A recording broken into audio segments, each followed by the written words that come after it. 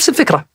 أنا مرة من مرات صفعني على وجهي صفعة معرفية لا أنساها. جاني سباك وقال لي اشتغل، أنا أحب التراحمية أحبها مرة، قلت له اشتغل، قال لي أول اتفاق، قلت لا شيء ما في مشكلة، وأنا والله مجهز له غدا ومجهز له كذا، أحب أنا كذا أصلا أحب أصنع قصة.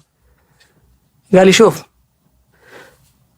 الحين كويس بعدين جنجال، الحين جنجال ترى بعدين كويس، خلينا نتفق إن إحنا نتهاوش. المقام هنا مقام تعاقدية، صح عليه غلط عليه، فهي لها سياقاتها، فالتعاقدية لها سياقاتها ألجأ إليها في سياقها. هنا الذكاء أنك تجي في كل شيء في سياقه، حتى الاستهلاكية أنا ماني ضدها، لكني أحاول أني أفهمها. بمعنى لما أجي أنا ولدي، أنا من جيل وهو من جيل، ونجي في مطعم وأكلنا وشربنا وزينا اللي نبغى، صح؟ جينا وشوف راقبها، تجي للمناديل أنا أخذ 2 ولدي يأخذ 5. هو متعايش في هذه الاستهلاكية. أنا أقول لا تأخذ 5 أنت وراك كذا، ما يقدر، هو داخل القطار ما يقدر. أنا بس الفرق اللي بيني وبينه إني هديت، وإني أنا ولدت في جيل، لكن هو ولد في جيل استهلاكي يا أبو عمر.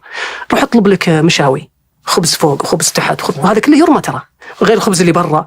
تعال مدير لو شوي تيشو بليز، يجيب يعطيك منادي، أنا بالحالي ما يخالف، مزاز ويعطيك 5 مزاز، كاتشب، كأنه ينتقم من صاحب المحل. لا ولو ما سوى كذا حتى هو غلط عليه، مو فاضي يعد، ارمي المناديل اسحب، هو كذا عاشوا بهذه الطريقة. فأنا أعذر الناس، أنا لما أفهم هذه الأشياء أبو عمر أنا أعذر الناس. لما يجيني واحد ويعطيني وصيت على شيء ويعطيني إياه ويحط الفاتورة تحته، لي الخسيس، لا مو بلي الخسيس، هو عاش في عقلية التعاقدية، وعنده أصلا والأمور ينظرها بنسبية. أنا أخاف أني لو ما أخذت منه فلوس ما عاد يطلب مني ثاني مرة، فأنا ودي يطلب مني ثاني مرة. شوف قمة الأخلاق هو، بس كيف تقرأها أنت وكيف يقرأها هو.